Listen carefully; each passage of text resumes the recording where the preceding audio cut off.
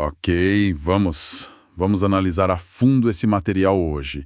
Temos aqui uns trechos de um texto, bem instigante, né? Do Roberto Cavalheiro. O título é Inimigo do Estado e o Estado do Inimigo. Um título forte já de saída. Exato. E a nossa ideia aqui é explorar mesmo o que o autor pensa sobre como uma parte da sociedade pode acabar sendo vista, sabe, como inimiga do Estado. E é importante frisar, né, que a gente vai se basear só nos trechos que a gente tem. Só neles, exatamente. Toda a conversa em cima disso. E olha, já começa com uma tensão, né? O texto parece colocar o Hobbes, Aquele do poder absoluto. isso, Thomas Hobbes, como se a ideia dele estivesse prevalecendo sobre a do Montesquieu. Dos freios e contrapesos, da separação dos poderes. Exatamente. O Cavalheiro até mencionou Spinoza, falando de um estado das coisas onde esses freios, esses controles, parece que sumiram ou não funcionam mais. É um cenário preocupante que ele pinta. Começa denso, né? Sem dúvida.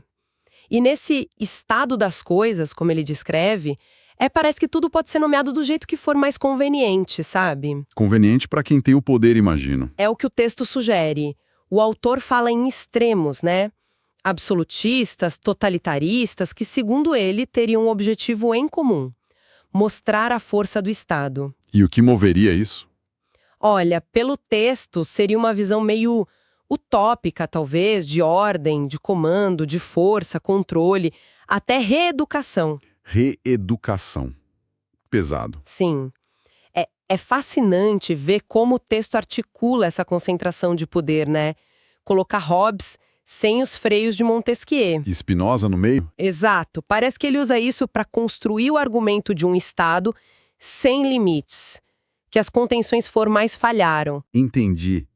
E seguindo essa lógica, o texto diz algo bem impactante, que nem precisa cometer crime para ser rotulado de inimigo. É isso que chama atenção. Bastaria um símbolo. Ou, como ele diz, levantar a bandeira da liberdade. Ele até cita o Mises, né? O Ludwig von Mises. Sim, o economista liberal. A referência parece ser para ilustrar o quão arbitrário seria isso. Quer dizer, defender ideias liberais já te colocaria nessa categoria. Dentro da lógica do texto, parece que sim. É um exemplo forte que ele usa para dizer: a escolha do inimigo não segue a lei, segue percepções, símbolos. É aí que a coisa fica interessante mesmo. Fica. O texto chega a falar numa palavra de ordem, sabe? Algo como perseguir, prender, apreender e, por fim, desterro para todos. Nossa. E termina com um viva o estado do inimigo. É quase cinematográfico, né? Para mostrar a intensidade dessa perseguição que ele imagina. Uma descrição bem gráfica, realmente. E quem estaria por trás disso tudo, segundo o texto? Quem implementa esse tal estado do inimigo? O Cavalheiro aponta para uma elite. Ele não diz quem é essa elite hoje, mas cita autores clássicos que estudaram isso, né? Tipo quem? Bottamore, Poulanças, Mosca, gente que escreveu sobre como pequenos grupos concentram poder. Entendi. Então essa elite escolheria os inimigos e colocaria a máquina para funcionar? É o que o texto descreve. E faria isso usando justificativas nobres, né? Falando em utilidade, amor, esperança, felicidade. Foi inversão, né? Perseguir em nome do amor e da felicidade. É uma contradição forte que o texto aponta. Ações persecutórias justificadas por ideais elevados, é o que ele descreve. Faz sentido essa descrição da inversão. E como isso se liga a outras ideias que ele menciona? Então, ele conecta com Gunther Jacobs, O jurista alemão do direito penal do inimigo. esse mesmo. A teoria do Jacobs, que é bem controversa, né?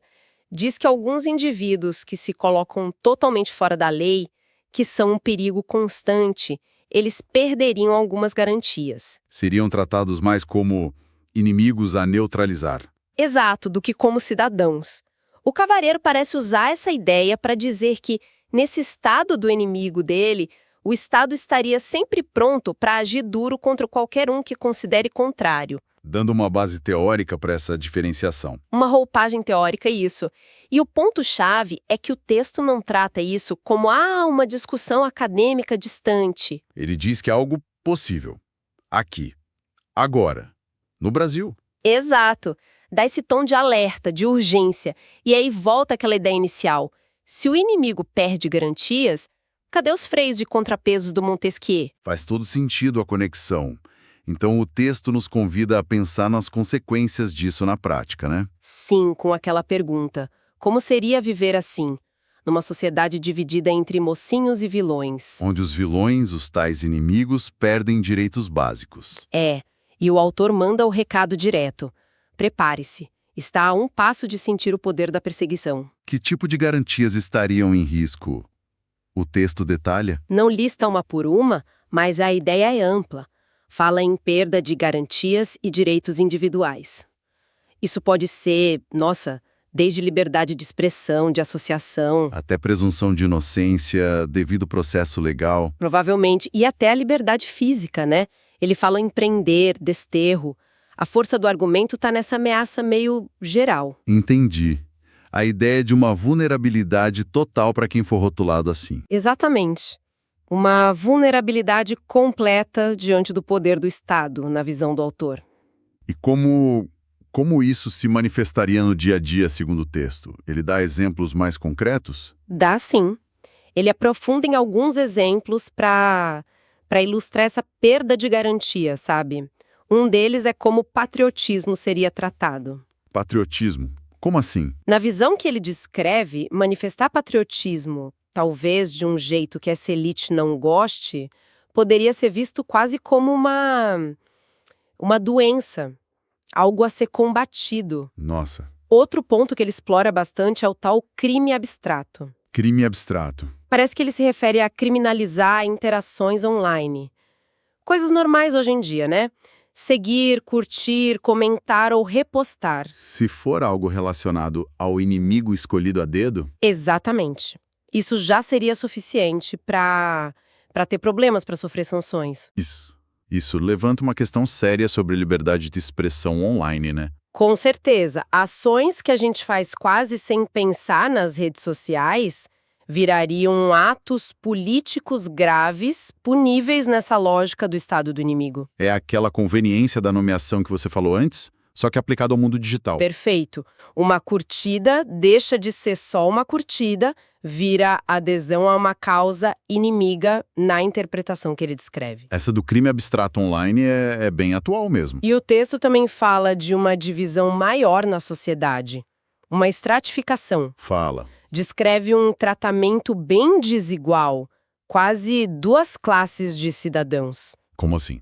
De um lado, o cidadão comum, talvez aquele que vai para a rua com a bandeira, que demonstra patriotismo por conta própria. Esse correria o risco de ser chamado de... De quê? O texto lista subclasse, milícia, que é um termo pesado, né? Grupo, ecossistema, organização, desinformados. Rótulos para deslegitimar mesmo. Entendi. E do outro lado? Do outro lado estariam os amigos de primeira hora.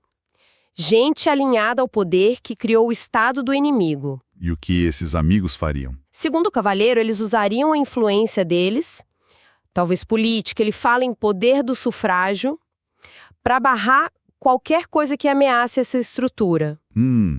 E o que eles ganhariam em troca? Qual seria a contrapartida? Em troca dessa lealdade, eles receberiam proteção, cuidados e atenção especiais do Estado. Uma blindagem, né? Entendi. E teriam o apoio de uma maioria ou talvez uma minoria barulhenta que também seria escolhida, recompensada para sustentar o esquema. O texto pinta um quadro de clientelismo, troca de favores. Parece que sim, onde a lei e os benefícios não são para todos. Depende de que lado você está, amigo ou inimigo. Entendi. Sintetizando o que esses trechos mostram, né?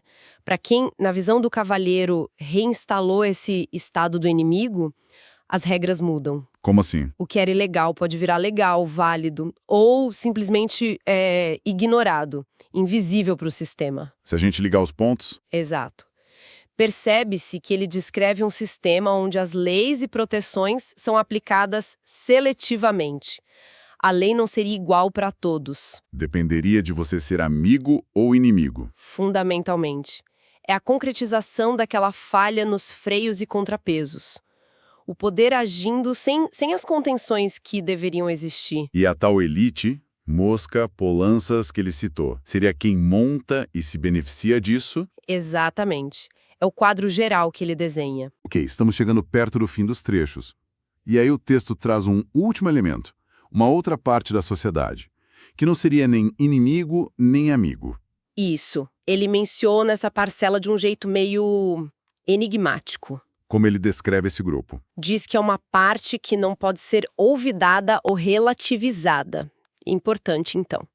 E que não estaria ligada a nenhuma organização. Algo mais difuso, talvez. E a característica principal? É que ela enxerga, espera e está apta. Enxerga, espera e está apta. Curto e cheio de possibilidades, né? O que será que o texto quer dizer com apta? Apta para quê? Pois é, essa é a grande questão que fica no ar, pelo menos nesses trechos que a gente viu. Ele não explica o que é essa aptidão. Poderia ser apta para entender, para agir, para resistir. Quem sabe? O autor não dá a resposta. Ele só coloca essa observação aí, um grupo silencioso, atento e potencialmente capaz. Contrastando com a ação do Estado e a reação dos outros grupos. Exato. Funciona quase como um suspense, né? Uma incógnita na equação toda. Uma forma de dizer que, apesar de tudo, tem algo ali, observando. É uma possibilidade de leitura, algo imponderável, uma observação silenciosa que não deve ser ignorada. Mas, claro, isso é uma interpretação nossa baseada em como ele coloca a ideia. O significado exato de apta fica em aberto. Entendido. Foi uma análise bem densa desses fragmentos, né? Recapitulando rápido, a gente viu como o Cavaleiro constrói a ideia do inimigo do Estado. Partindo daquela suposta falha dos freios e contrapesos. Isso. Falamos das consequências sérias que o texto aponta para quem é rotulado assim, perda de garantias, os tais crimes abstratos, e a divisão da sociedade que ele descreve, né? O tratamento diferente para inimigos e amigos. Exatamente. E fazendo uma reflexão final, né, sempre dentro do que a gente leu, o que fica muito forte é a tensão que o Cavaleiro cria. Tensão entre o quê? De um lado, esse poder do Estado que ele descreve como forte, seletivo, que define inimigos de forma arbitrária. E que age sem dó, às vezes. É o que ele sugere. E do outro lado, essa figura intrigante, né, da parcela silenciosa que enxerga, espera e está apta. Que adiciona uma complexidade, mas sem dar uma resposta. Exato. E o fio condutor disso tudo é o alerta, né? O alerta do autor sobre o risco de perder direitos, perder garantias, dentro desse cenário que ele chama de estado do inimigo. A estrutura do texto parece levar a essa preocupação crescente. Sim, desde a base filosófica lá do início até essa observação final. Perfeito. E para a gente fechar a nossa conversa, fica aqui uma provocação para quem nos ouve pensar, baseada justamente nessas últimas linhas do texto. Qual seria? Bom, o Cavaleiro termina esses trechos com a imagem dessa parte da sociedade que observa em silêncio, que enxerga, espera e está apta. Baseado só no que a gente viu aqui nesses excertos, qual poderia ser o papel, o potencial dessa observação silenciosa diante do estado do inimigo que ele descreve? O que essa aptidão não definida poderia significar nesse contexto? Exatamente. É algo que o texto deixa no ar, um convite à reflexão mesmo.